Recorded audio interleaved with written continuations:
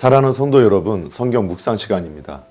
오늘은 고린도전서 8장에서 11장까지를 읽으며 기도문으로 시편 23편을 함께 읽게 됩니다. 고린도전서의 내용을 살펴보면 고린도전서 8장은 우상 제물에 대한 태도에 관한 권면이 나오고 있습니다. 당시 고린도에서는 공적이건 사적이건 사람들이 사교상 모일 때는 주로 신전에서 회합을 가졌는데 이때 그들은 우상에게 제물을 바치곤 했었습니다. 그런데 누구라도 이러한 모임에 참석하지 않는 자가 있다면 그는 사회적으로 고립되었으며 그 결과 생계의 위협까지 받는 경우가 허다했습니다. 더욱이 그때 시장이나 상점에서 팔던 대부분의 고기들은 이미 제물로 바쳐졌던 것들이었습니다. 즉 고린도 친전의 제사장들은 자신들의 몫으로 떨어졌던 제물용 고기를 처분하지 못하면 그것을 시장에 내다 팔았습니다. 따라서 시장에서 판매되는 고기가 깨끗한 것인지 아니면 이미 제물로 사용되었던 것인지를 확인할 수가 없었습니다. 이러한 배경 하에서 고린도 교회 내에 있던 영지주의자들과 그들의 추종자들은 모든 것이 가하다, 그리고 우상이 아무것도 아님을 아는 자들은 우상의 제물을 먹어도 양심의 가책을 받지 않는다고 주장을 하였습니다. 그런데 그들의 이런 행동은 양심이 여린 자들에 대해서는 전혀 고려하지 않는 행동이었습니다. 따라서 바울은 자유의 행사에는 사랑의 의무가 따라야 한다는 교훈을 줌으로써 고린도 교인들에게 자신들에게 허용된 자유를 지나치게 남용하지 말고 자제하여 줄 것을 요구하였습니다. 이처럼 이 세상에는 나 혼자만이 사는 것이 아닙니다. 주위에는 우리가 사랑하는 가족과 교인들이 있으니 우리는 어떤 말이나 행동을 하기 전에 먼저 그들의 처지를 염두에 두어야 합니다. 사랑이란 일단 상대방에 대한 관심에서부터 출발합니다. 그러므로 주위 사람들을 무시하고 자기 멋대로 생활함은 곧 그들에 대한 사랑과 배려가 부족한 결과임을 알 수 있습니다. 고린도전서 9장은 사도 바울이 권리를 스스로 포기한 내용이 나옵니다.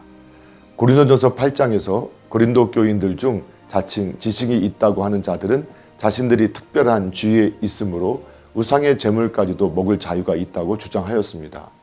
이에 대해 바울은 비록 자신에게 사도로서의 권리가 있지만 그것이 복음 전도에 방해가 될까봐 사용하지 않는다고 강조하고 있습니다. 그런데 그가 주장하는 권리는 사도로서의 권리입니다. 즉 그는 예수를 보았고 그분을 증거하였으며 고린도 교인들도 바울을 사도로 인정하였기 때문에 자신의 사도로서의 자격은 충분하다고 하였습니다. 따라서 그에게는 사도로서 누릴 권리, 즉 아내를 맞이할 권리와 교회로부터 경제적 후원을 받을 권리가 있었습니다. 그럼에도 불구하고 그가 그 같은 권리를 포기한 것은 곧 그러한 권리 행사가 복음 전파를 막을까 두려워함이며 또한 모든 사람을 구원기 위해 권리가 없는 자들과 같은 입장에 서기 위함이었습니다. 한편 바울이 말한 내용의 이면에는 고린도 교인들이 자유를 마음대로 남용하는 데 대한 반론의 의미도 담고 있습니다. 이상과 같이 바울이 자신의 권리를 단호히 포기할 수 있었던 것은 예수 위에는 세상의 어떤 것에도 마음을 두지 않았기 때문이었습니다. 이처럼 자유와 권리는 우리가 예수 그리스도의 주권 아래 있을 때 진정하게 발휘될 수 있는 것이었습니다. 고린도전서 8장에서 언급되었던 우상 제물에 대한 교훈이 10장에서 계속 이어지고 있는데 8장에서 10장은 우상의 제물을 아무 거리낌 없이 먹으면서 그것이 신앙생활에 어떠한 영향을 미치는지도 모르는 고린도 교인들을 향한 교훈입니다. 그런데 바울은 특별히 10장에서 믿음이 약한 자들보다도 믿음이 강하다는 자들에게 더 큰 비중을 두고 교훈하고 있습니다.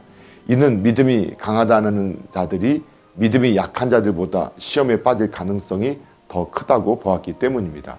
또한 그들이 우상 숭배에 대해 심각하게 생각하지 않았던 것은 기독교의 세례의식과 성만찬을 통해 자신들의 우상 숭배 행위가 변호되고 보호받을 수 있다고 생각했기 때문입니다.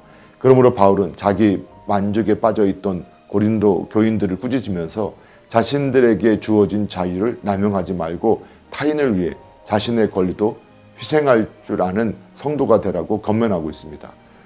고린도전서 11장은 주제에 따라 크게 두 부분으로 나눌 수 있습니다. 첫째, 2절에서 16절에서는 여자들의 예배 시에 지켜야 할 태도 중 머리에 수건을 쓰는 문제를 그 주제로 다루고 있으며, 둘째, 17절에서 34절에서는 주의 성만찬이 그 주제가 되고 있습니다.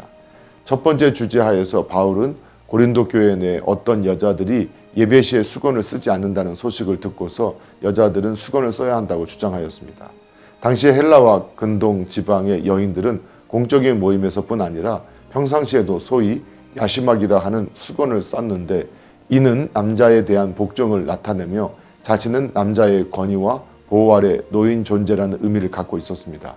그런데 당시 이 수건을 쓰지 않는 여인은 창기밖에는 없었을 정도로 그 수건은 여자의 정숙과 순결을 나타내는 물건이었습니다.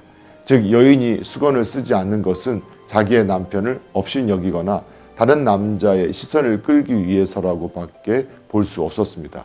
그러므로 비록 그리스도께서 베푸신 진리 가운데서 교회가 마음껏 자유를 누릴 수 있다 하더라도 당시의 사회적 배경 속에서 교회가 야시막을 제거할 정도로 문화를 무시할 수 없었기 때문이었습니다. 한편 당시 헬라 사회에서는 친한 사람들끼리의 회식이 잦았는데 이를 에라노스라고 불렀으며, 교회는 교회 나름대로 아가페 곧 애찬이라는 이름을 붙여서 교제를 위한 식사를 즐겼습니다. 이 애찬은 저마다 가져올 수 있는 양만큼의 음식을 교회에 가지고 와서 함께 즐기는 일종의 회식이었습니다. 그러나 그것은 성도들의 친교를 돕는 일면도 있었으나 가난한 자들과 노예들은 가져올 음식이 없어 빈부의 격차만 드러내는 폐해를 불러일으켰습니다. 따라서 바울은 예수님께서 제자들과 함께한 최후의 만찬이 어떤 성격을 갖고 있는지를 설명하면서 교회의 분란을 일으키는 그 같은 악습을 없애길 명했습니다. 이와 같이 교회에서 신분과 조건으로 인해 분리가 일어나는 것은 결코 하나님께서 바라시는 것이 아닙니다. 교회는 그리스도의 사랑으로 묶여진 하나의 유기체이기에 그 어떤 인간적 조건으로도 분리시켜서는 안 됩니다.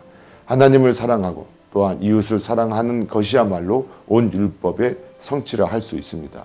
사랑하는 성도 여러분, 오늘도 말씀을 읽고 듣고 묵상하는 가운데 하나님의 마음과 뜻을 깨닫고 예수님과 동행하며 예수님을 생각하고 예수님을 닮아가는 복된 믿음의 삶이 되기를 예수님의 이름으로 축복합니다. 할렐루야.